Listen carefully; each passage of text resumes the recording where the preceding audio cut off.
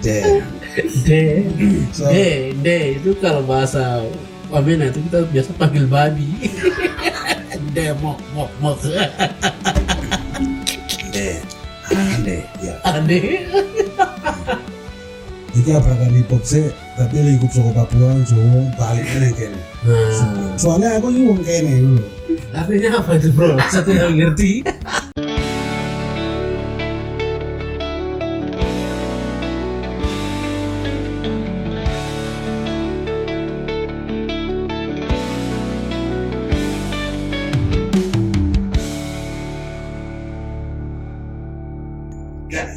Yo guys, what up? Kembali lagi bersama saya di sini Nies. Salam hormat buat kamu semuanya yang sedang saksikan podcast pertama kali kami hadir di Lembang Gamoa. Di Honai kami duduk bersama menurut podcast. Kami akan ngobrol tentang perkembangan zaman dunia musisi hip hop di Papua Pegunungan.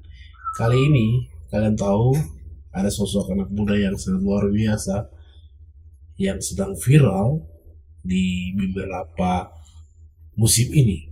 Dia adalah seorang rapper fenomenal. Dia mix lagu-lagu roots dari tanah Papua sendiri, dia bawa ke modern. Itu sesuatu hal yang sangat luar biasa sekali dengan pergerakan yang dia lakukan hari ini. Nah, kali ini saya kedatangan tamu seorang rapper yang hebat bagi saya dan semua kalangan para pencinta rapper semuanya. Ini dia, kalian punya umpan datang nih, seorang rapper dari tanah Papua. Iya. Welcome bro. Terima kasih. Selamat datang di Honai kami. Terima kasih. Apa kabar? Sehat? Ya, I'm good, bro. Wih, gila. Itu bahasa apa itu? Baik, itu bahasa Jawa kah? bukan. Bugis? Anu, Oh, api ya mas. luar biasa. Oke, senang sekali Bung Musa. Senang berjumpa dalam ngobrolan kita kali ini. Kami bangga dengan perjalanan Bro Musa selama ini di dunia tarik suara yang selama ini kita lihat sedang viral di TikTok, bahkan di TokTok, bahkan di YouTube. Atau Bapak Ibu, sebelumnya kalian jangan lupa tombol TokTok, Hartop, TikTok atau di YouTube. Sebrek. Nah, di sini subrek di channelnya Bang Musa XXX1 ya. Bajingan 31. Jadi Bung Musa, coba kita cerita dulu di dunia rapper ya. Saya dari 2000 perjalanan Bro Musa ini kan sudah rap di SCTV, di manggung di Jawa, itu perjalanan panjang sekali. Ya. Bro, sebelum cerita Bro punya perkembangan, siapa dulu Bro fans dari bahasa roh sampai bahasa ri? Gimana ya? Ada itu. Ya, Bajingan 31. Terima kasih buat saudara-saudaraku dan keluarga semua yang terus support saya, baik dari lagu-lagu dan juga hoti-hotian saya di media sosial. Karena di beberapa media sosial itu ada pengikut saya yang karena menyukai saya punya gaya, apa ya namanya, ibaratnya orang Jawa bilang gocekan. Gocekan ya. Jadi ibaratnya kayak saya di Jawa itu orang tahu sebagai pelawak, dan di Papua sini sebagai musisi jalanan. Ya. Termasuk ya musisi independen yang masih berkarya hingga saat ini. Luar biasa. Jadi untuk saudara-saudara semua ya, terima kasih terus support, dan support saudara-saudara semua itu bagian dari doa saya. Luar biasa. Saudara-saudara yang mana nih? Lihat saudara banyak jadi. Iya, Semua ya fans. konteksnya luas. Ya. Luas ya, karena musik bicara universal. Yes. Luar biasa sekali Bro Musa. Coba kenapa Bro hari ini genrenya lari ke hip hop, R&B? Tidak, tapi ada aliran juga, ada roots juga masuk dengan kolaborasi kultur juga. Kenapa Bro Musa tertarik bawa musik genre ini dari genre hip hop masuk ke kulturnya lagi? Apa yang memotivasi Bro Musa sampai bisa masuk ada rootsnya? Ya baik, jadi kalau bicara musik, saya bermusik sejak SMA. SMA itu sekitar tahun 2011 12-an. Luar biasa. Waktu itu masih sekolah di Semarang, kita di sekolah yang sama ya. Oh tidak, saya tidak kenal sekolah itu.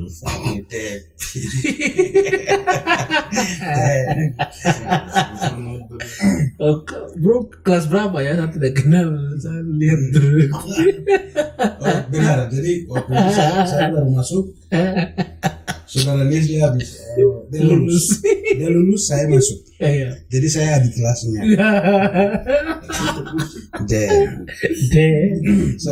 D itu kalau bahasa Wamena itu kita biasa panggil babi. D mok. Ande, ya. Ande. Jadi saat itu Iya, silakan. Tidak bicara SMA lagi. Kita tidak tidak butuh SMA bukan, tapi butuh, tapi itu saat itu. Terima kasih buat SMA negeri. Hormat, big respect. Iya, tanpa itu kan tidak mungkin berarti. Iya. Dan karena Terima kasih buat guru-guru yang sudah pernah pukul-pukul saya.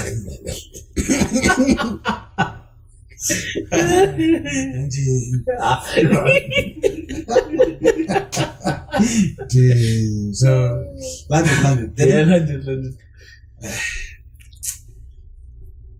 saat Aduh. itu sejak 2011, 12, 13 saya lulus dari SMA, kemudian pindah ke Jawa.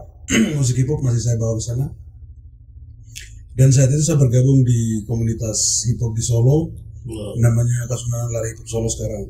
Yang masih berjalan sampai hingga saat ini. Dan selama saya di sana, ya di sana lah awal mula di mana saya itu ingin menikmati hip hop selain kuliah. Bro sudah menemukan jati dirinya di situ ya. Di sana. Luar biasa. Saya di sana, kemudian dan juga luar biasa kalau saudara di sana juga mereka support. Wow, siapa dulu buat teman-teman di Jawa sana pakai bahasa hati mereka. Dulur kabeh aku wis tekan kene. Jadi ngono. Tekan kene ya wis dari ini ya aku saiki ngene. Iya, dia ngomongan. Iki abrakan hip hop sih, tapi lingkup saka Papua, Jawa, balik nang kene. Soalnya aku iki wong kene ngono. Artinya apa itu bro? Saya tidak ngerti. Hancur sekali. Itu artinya itu bicara tentang hip hop. Oke. Sementara dari Papua ke Jawa kembali ke sini karena saya orang sini. Wandero itu ya. Wandero. itu mari bicara. Baik kamu semua ya. Pakai Wandero itu bahasa daerah kita ya. Dan itu lagu yang sangat viral juga itu. Ya.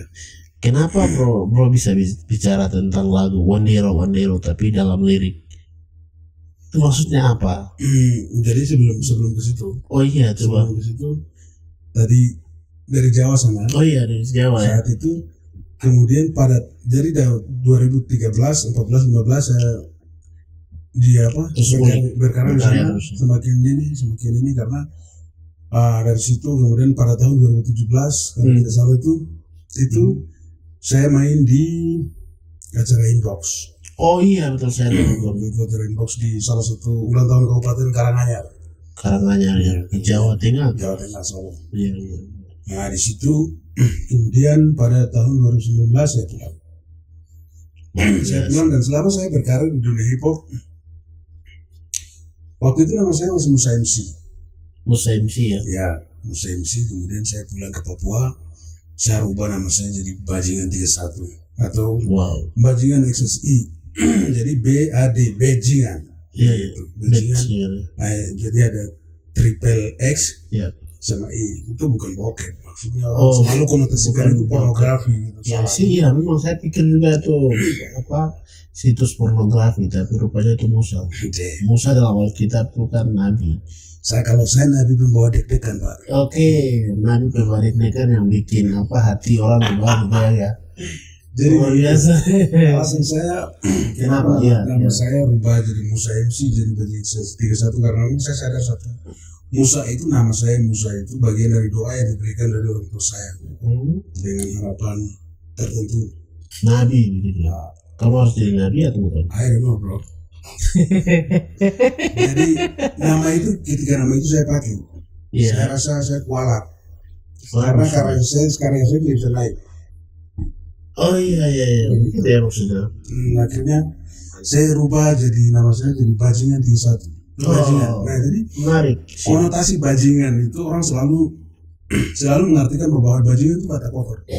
Tapi kalau sebenarnya bajingan itu bukan kata kotor. Bajingan itu seorang pengendali sapi. Wow. Pengendali sapi, sehingga bajingan itu, tapi di tengahnya saya kasih bed. Saya kasih bed dulu. Jadi bajingan. Bajingan itu artinya amarah seorang pengendali.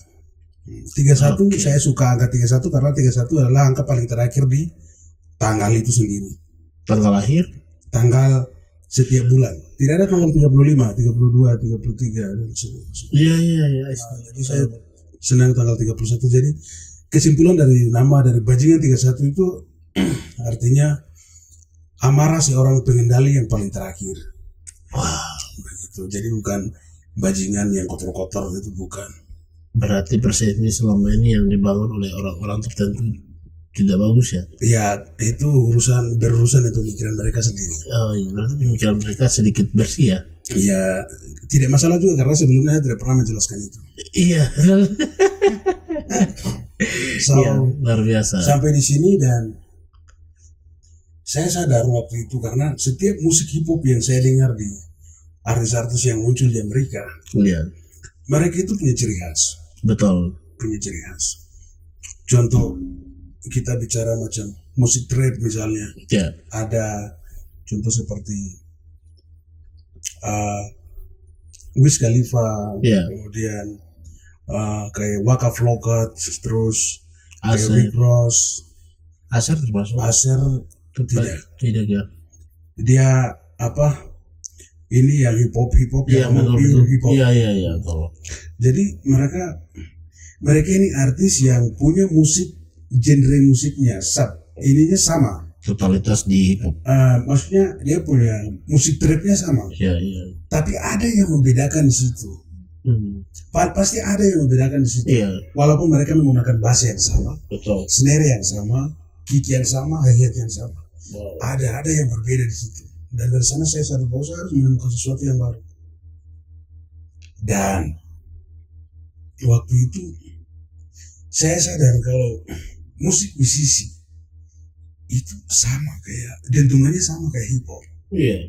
musisi yang sekarang sedang viral ya. Ya. Jadi musisi yang ibarat yang sering saya kolaborasikan dengan alunan musik saya. Musisi itu kan kalau kita di Papua di pegunungan itu kan bagian dari broadband saya. Ya. Itu tujuannya mau memperkenalkan ke publik begitu, jadi dari lewat musik yang kategori dengan hip hop, terus ada kulturnya. Iya, jadi musik etnik itu saya lihat bagus sehingga saya mau kolaborasikan musik itu dengan hip hop. Luar biasa sekali.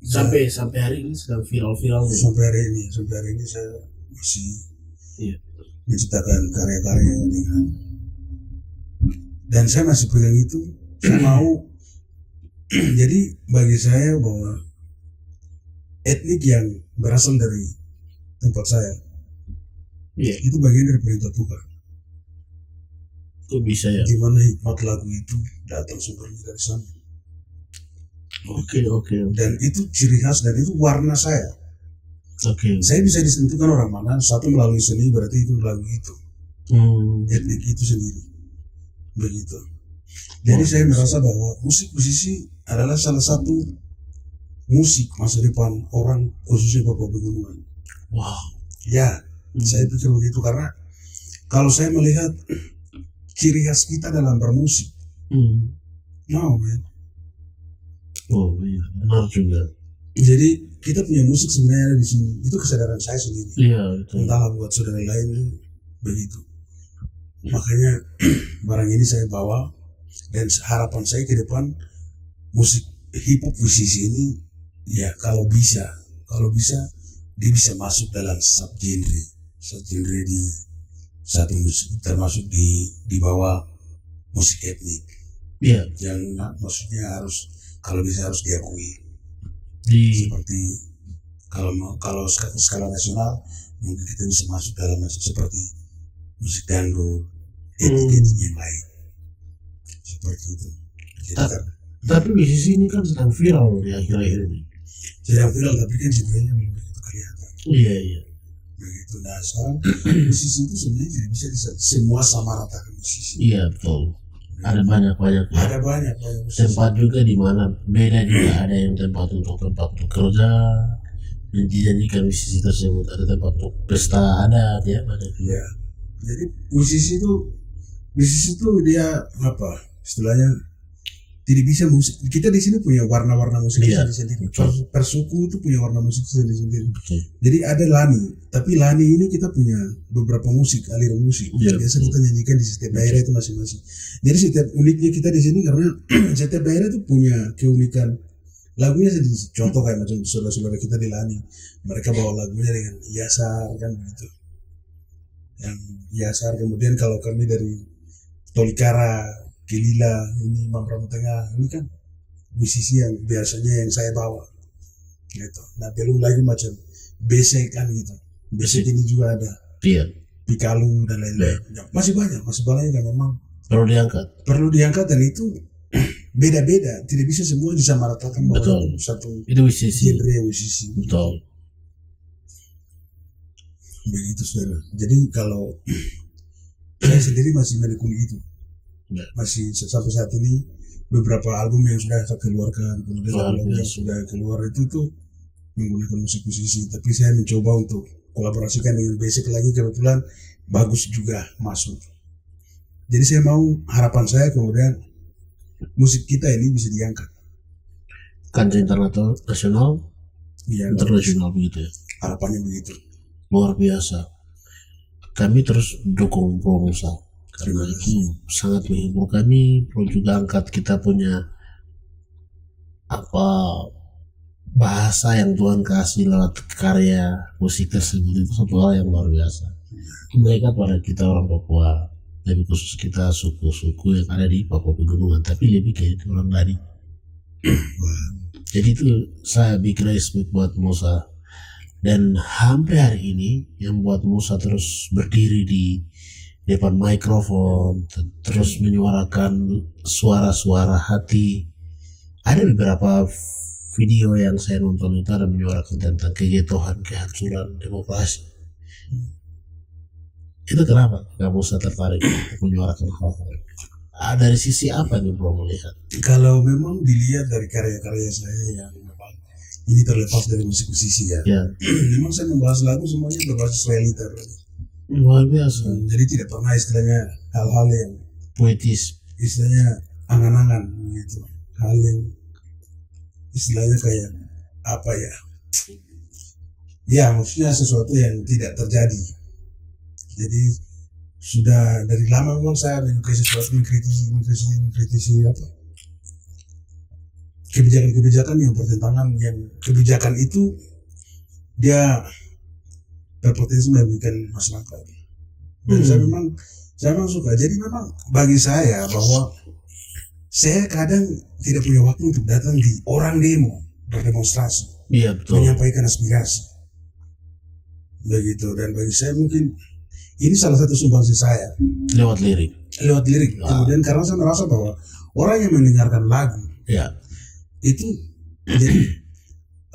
jadi kayak ada orang tidak bisa datang mendengar demonstrasi kami di pas kita berorasi.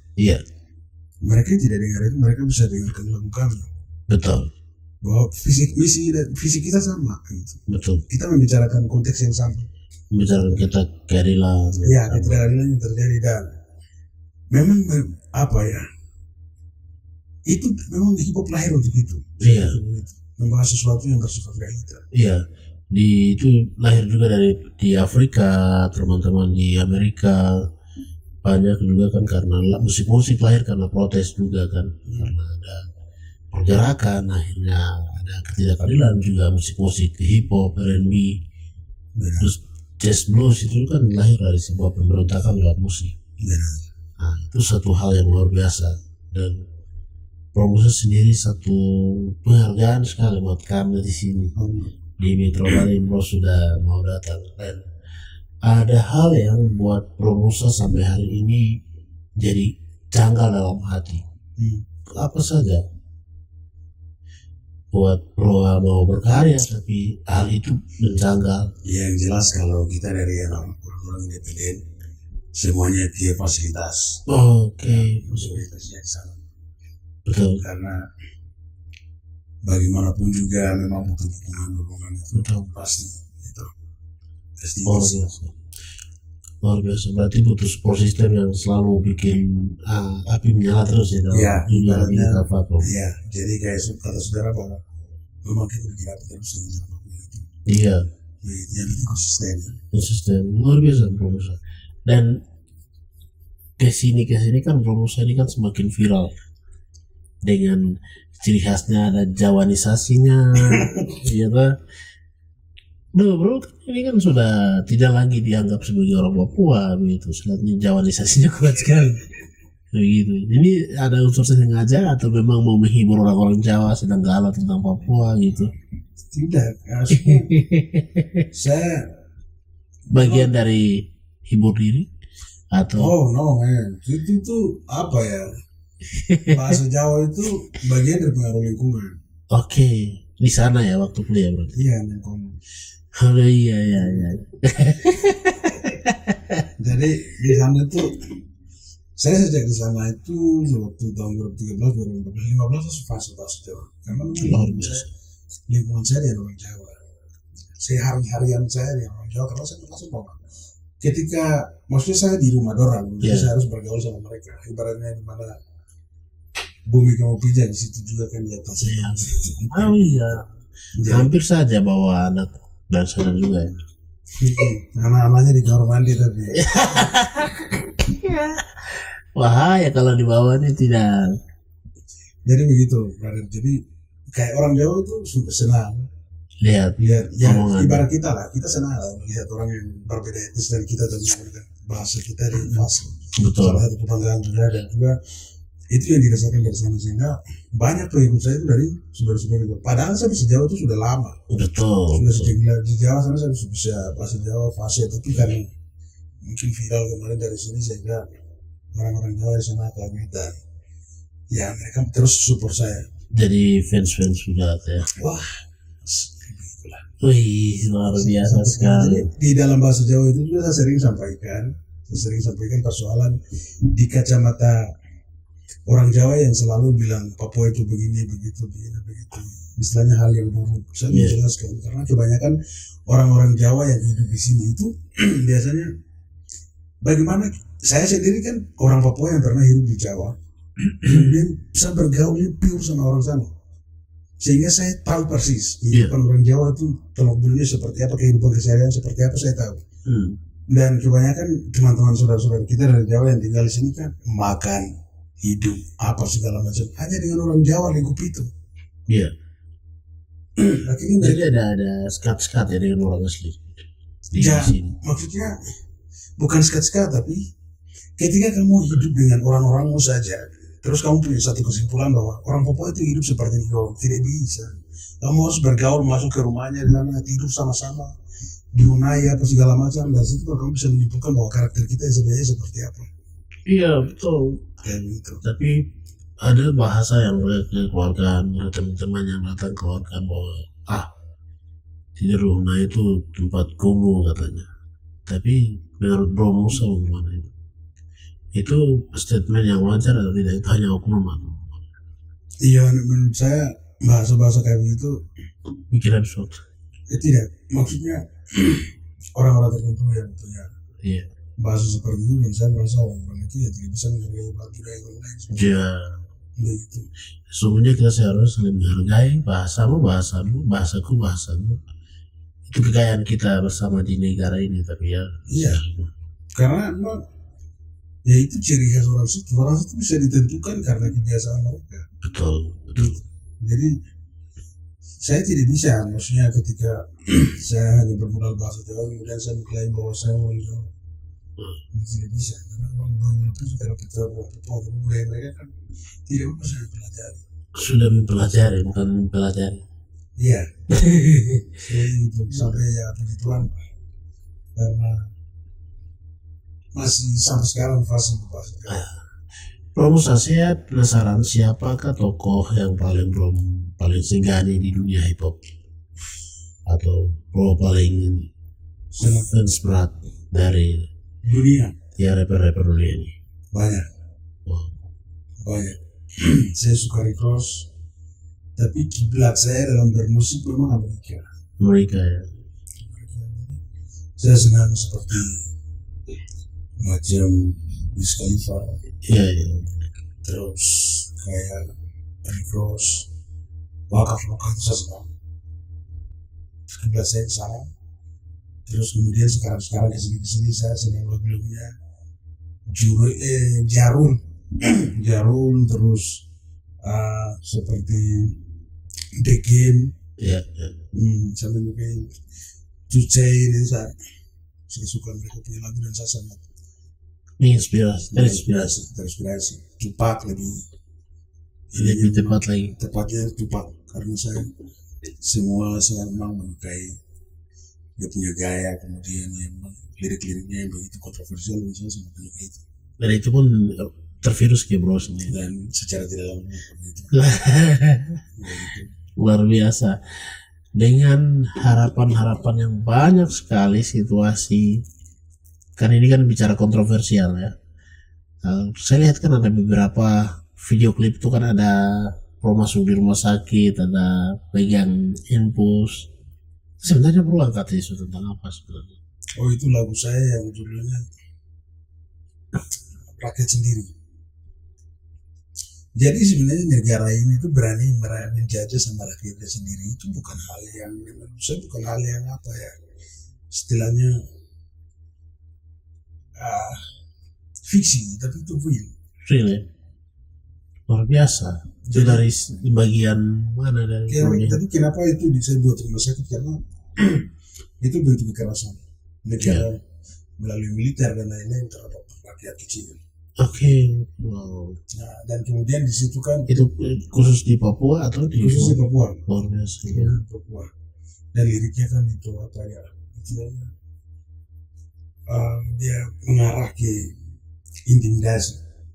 Ya. Jadi di mana itu ceritanya di mana video itu saya buat di mana ada 2 orang kemudian dikejar dan dibantai, tapi satunya tidak mati masuk rumah sakit. Itu saya sendiri.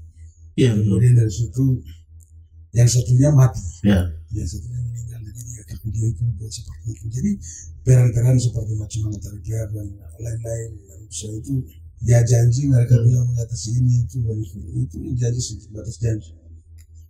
Bagi saya begitu.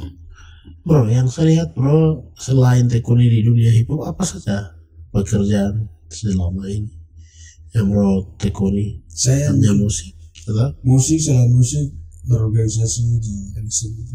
Oh, luar biasa. LSM yang dimana itu, tapi LSM itu tidak saya dirikan untuk hanya khusus untuk memperhatikan. Luar biasa. Bergerak untuk menolak korupsi dan diskriminasi. Oh, wow, keren sekali nih. Luar biasa Bro Musa, saya sangat apresiasi.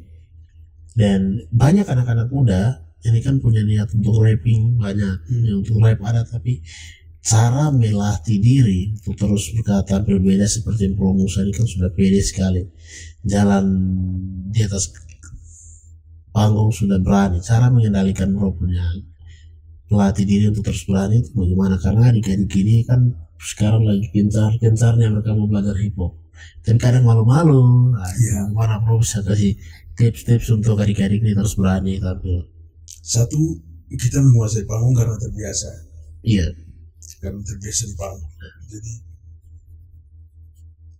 bermula dari Jawa saya sudah puji Tuhan karena selama di sana sering manggung, akhirnya penguasaan panggung sering dorongan dari teman-teman itu membentuk saya seperti yang ada sekarang. Luar biasa. Dan juga saya sering lihat banyak relasi-relasi yang dimana nonton orang live lain-lain, dan itu bagian dari untuk istilahnya memperkaya kita di atas panggung dalam menguasai panggung. Luar biasa. Jadi kalau untuk kita mau bicara tentang mau lahir, mau rapping atau maksudnya sebagai musisi yang lain-lain, musisi ya satu ciri khas ini.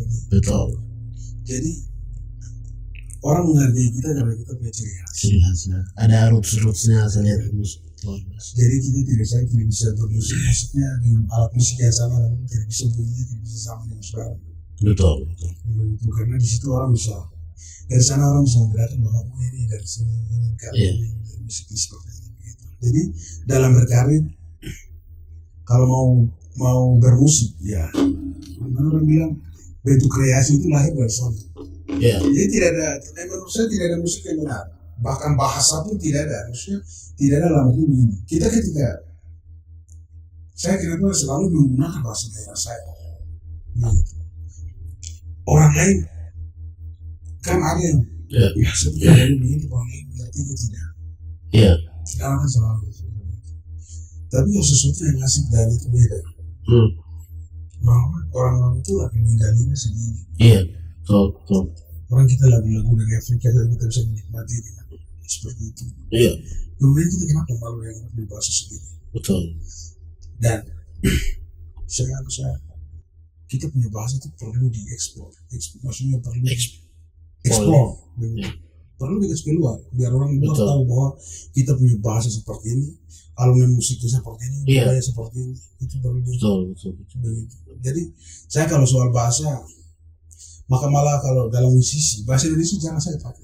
Betul. Saya lihat rata-rata semua bahasa daerah. Jadi bahasa yang saya pakai kadang itu mungkin Inggris sedikit-sedikit, tapi kemudian Jawa, bahasa-bahasa lokal. Saya sangat suka kayak gitu.